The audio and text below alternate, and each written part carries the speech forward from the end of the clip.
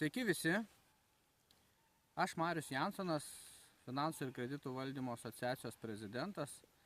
Iš tikrųjų norėjau ir padėkoti, ir parekomenduoti Martyną, nes su juo jau tikrai esam daug metų pažįstami, bet šiemet, kad taip gausi, kad šiemet mes darėm kartu labai puikų renginį, kuris labai turi gerus atgarsius ir netgi turbūt mūsų organizacijai jisai buvo rekordinis, nes mes surinkom praktiškai apie 300 žmonių į nekilnojamo turto ir paskolų seminarą, kuriame mokinome žmonės, kaip susikurti pasyvias pajamas ir būsto paskolas pradėti mokėti ne iš savo uždirbamos algos, bet grinai iš pasyvių pajamų.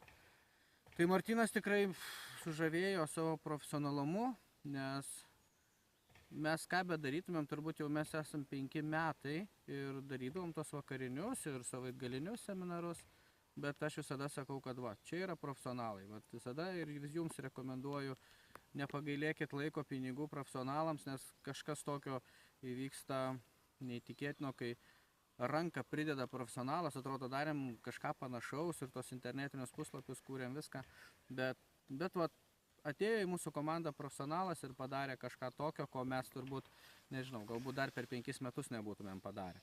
Tai dėl to, Martynai, ačiū tau labai. Super renginys, super atgarsiai ir aš tikrai iš tikrųjų esu ir didžiuojuosi ir tavim, ir savim, nes padarėm tikrai topinį renginį. Dabar turbūt jie bus tik dar didesni dėka tavęs ir eisim į priekį. Ačiū tau labai.